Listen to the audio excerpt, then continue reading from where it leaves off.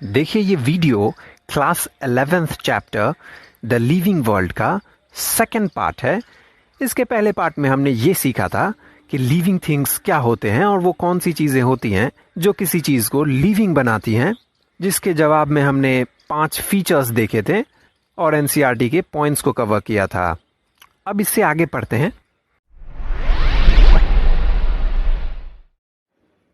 देखिए, जब आप नेचर में अपनी नज़रों को घुमाएंगे और नेचर को ऑब्जर्व करेंगे तो आप ये पाएंगे कि आपके चारों ओर डिफरेंट टाइप्स के प्लांट्स और एनिमल्स पाए जाते हैं और अर्थ पर इन्हीं अलग अलग वैरायटी के ऑर्गेनिजम्स के पाए जाने को ही हम बायोडाइवर्सिटी कहते हैं।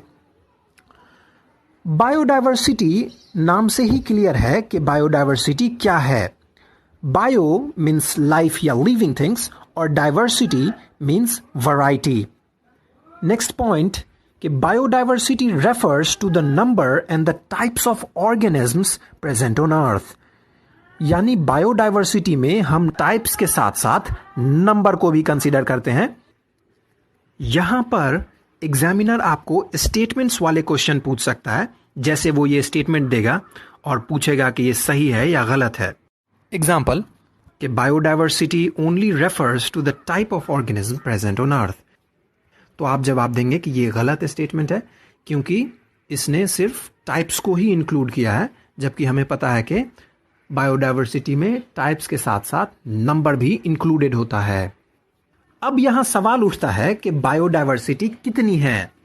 तो इसका जवाब है कि बायोडाइवर्सिटी अभी 1.7 to 1.8 मिलियन है, यानी 17 से 18 लाख ऑर्गेनिज्म को हमने ढूंढ लिया है और करेंटली अभी बायोडाइवर्सिटी का डेटा यही है। पर अभी भी ढूंढने के दौरान हमें नए ऑर्गेनिजम्स समय समय पर मिलते रहते हैं। इसका क्या मतलब हुआ? इसका ये मतलब हुआ कि अभी हमने अर्थ पर पाए जाने वाले सभी ऑर्गेनिजम्स को नहीं ढूंढा है। अभी हमारी खोज अधूरी है और ये खोज जारी है और आगे ऑर्गेनिज्म और मिलेंगे तो ये डेटा और बड़ा हो जाएगा। ठीक है, ये डेटा इंपॉर्टेंट है, आपको अच्छे से याद रखना है कि 1.7 to 1.8 मिलियन है, बिलियन नहीं है। ठीक है, अब इतनी ज्यादा बायोडाइवर्सिटी है और हर जगह पर हर ऑर्गेनिज्म का एक लोकल नेम होगा, यानी एक जगह जिस ऑर्गेनिज्म को जिस नाम से बुलाया जा रहा होगा उसी ऑर्गेनिज्म को दूसरे जगह पर दूसरे नाम से बुलाया जा रहा होगा। यानी जिस कैट को आप बिल्ली बुलाते हैं, चाइना वाले उसको कुछ और बुलाते होंगे और अफ्रीका वाले कुछ और बुलाते होंगे।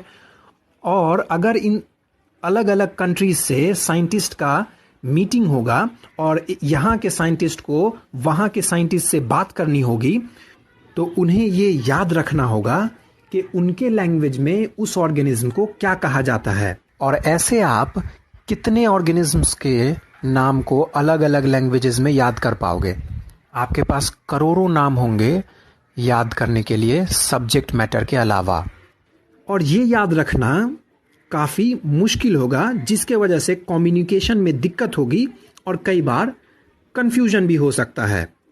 इसीलिए टू अवॉइड दिस हमने नामों को स्टैंडर्डाइज कर दिया, यानी सारी दुनिया के लिए एक ऑर्गेनिज्म के लिए एक ही नाम रख दिया और उस नाम को हम साइंटिफिक नेम या बायोलॉजिकल नेम कहते हैं। अगर ये नेम एनिमल्स के लिए रखा जाए तो उसे जूलॉजिकल नेम कहते हैं और प्लांट्स के लिए रखा जाए तो उसे बोटेनिकल नेम कहते हैं। ये नेम्स को सबसे पहले सबसे बड़ी संख्या में कैरोलस लिनियस साहब ने दिया था, जिनके नाम देने के सिस्टम को हम लोग बाइनोमियल नोमेनक्लेचर सिस्टम कहते हैं। इन्होंने इसी सिस्टम का यूज करते हुए कई प्लांट्स और एनिमल्स का नोमेनक्लेचर किया, जिसको उन्होंने अपनी बुक्स में पब्लिश किया। उनकी एक किताब थी स्पीशीज प्लांटेरम, जो कि 1753 को पब्लिश हुई थी। इसमें सिर्फ प्लांट्स के नामों का जिक्र था और एनिमल्स के नेम के लिए इन्होंने एक सेपरेट बुक पब्लिश किया 5 साल बाद 1758 में, जिसका नाम था सिस्टेमा नेचुरी। देखिए, बाइनोमियल नोमेनक्लेचर में नाम लिखने के कुछ रूल्स होते हैं, कुछ उसूल होते हैं, कुछ प्रिंसिपल्स हैं जिनको नाम देते वक्त या नाम लिखते वक्त आपको फॉलो करना ज़रूरी है।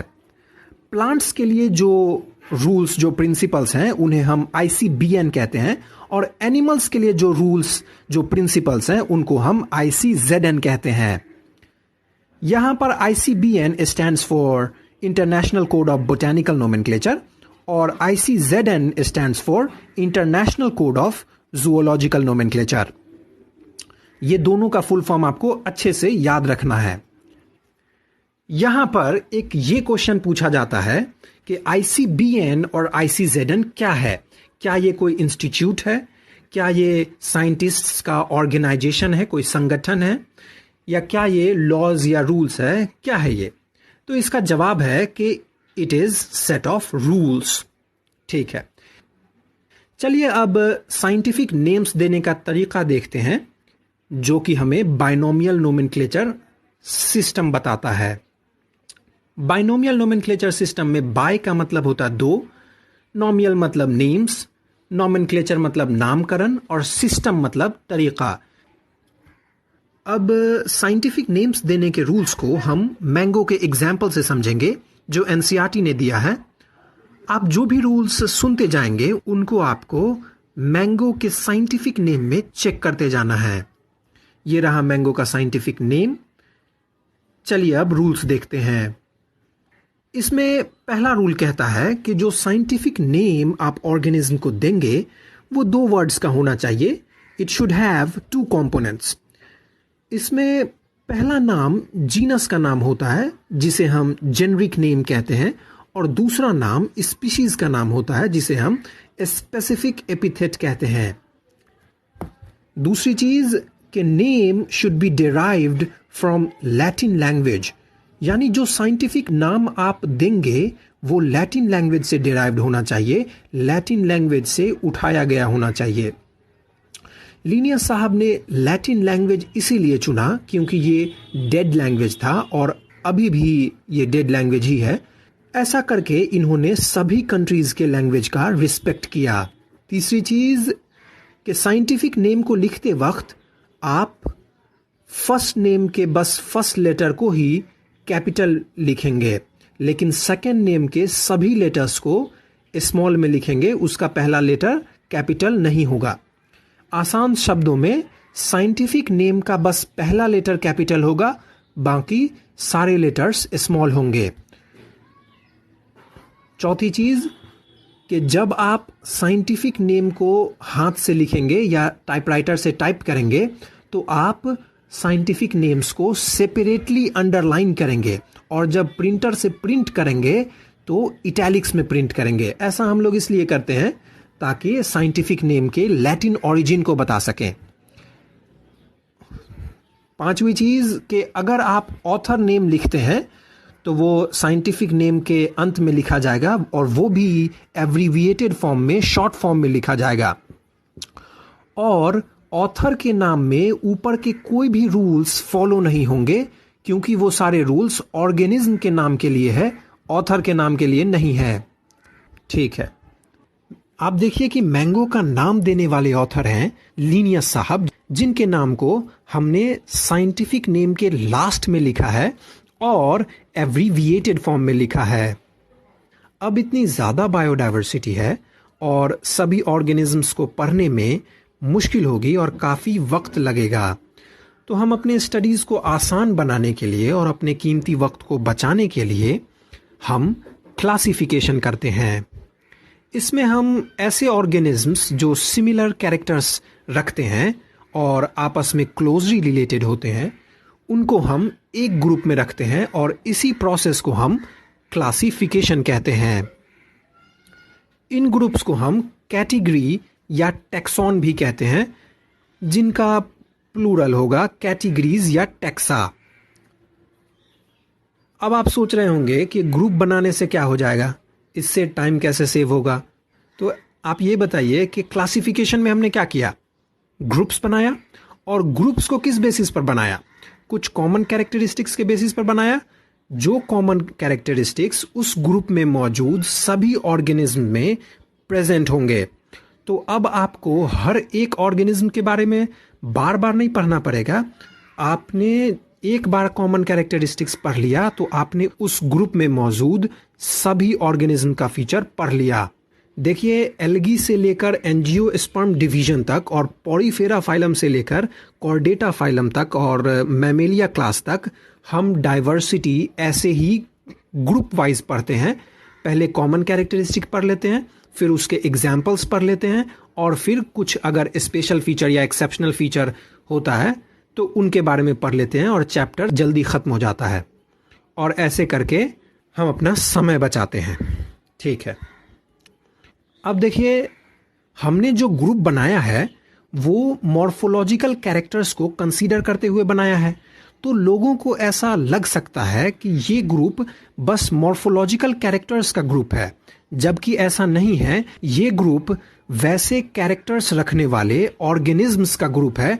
इसीलिए एनसीईआरटी ने लिखा कि these groups are distinct biological entities and not merely morphological aggregates. ये इंपॉर्टेंट स्टेटमेंट है, आपको अच्छे से याद रखना है इस स्टेटमेंट को।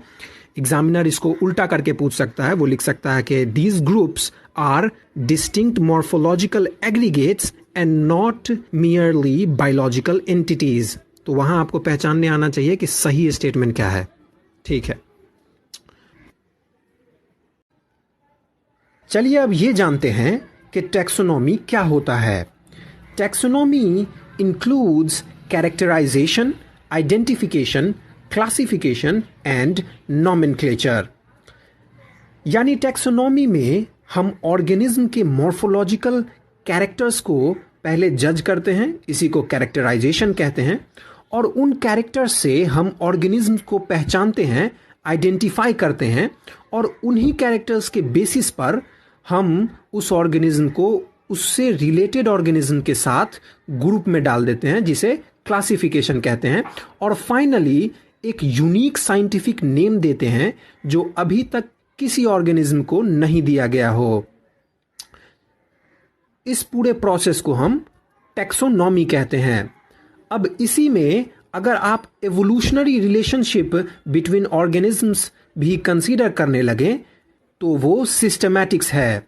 यानी taxonomy plus evolutionary relationship is equal to systematics. Systematics term Carolus Linnaeus साहब ने दिया था, और ये टर्म लैटिन वर्ड सिस्टेमा से डराइव है, जिसका मतलब होता है सिस्टमैटिक अरेंजमेंट ऑफ ऑर्गेनिजम्स। ये क्लासिफिकेशन कोई नई चीज नहीं है, बल्कि इसे लोग हजारों साल पहले से ही करते आ रहे हैं।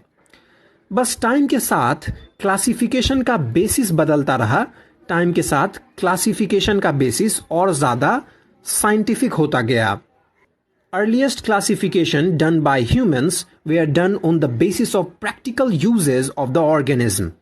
फिर बाद में लिनिया साहब के टाइम पर क्लासिफिकेशन का बेसिस मॉर्फोलॉजिकल स्ट्रक्चर्स हो गया, और अभी मॉडर्न टैक्सोनॉमी में हम मॉर्फोलॉजी और इंटरनल स्ट्रक्चर्स के साथ साथ सेल के स्ट्रक्चर और डेवलपमेंट और इकोलॉजिकल इंफॉर्मेशंस को भी कंसीडर करते हैं। ठीक है, तो अभी तक आपने ये जाना कि बायोडायवर्सिटी क्या है और कितनी है, बाइनोमियल सिस्टम क्या है, इसकी क्यों ज़रूरत पड़ी, इसे किसने दिया था, और नॉमेनक्लेचर्स के रूल क्या हैं, ICBN क्या है, ICZN क्या है, और आपने ये भी सीखा कि टैक्सोनॉमी और सिस्टमैटिक्स क्या हैं और उनके बीच क्या डिफरेंस होता है। कॉन्ग्रेचुलेशंस। आप सबका बहुत बहुत धन्यवाद। खत्म।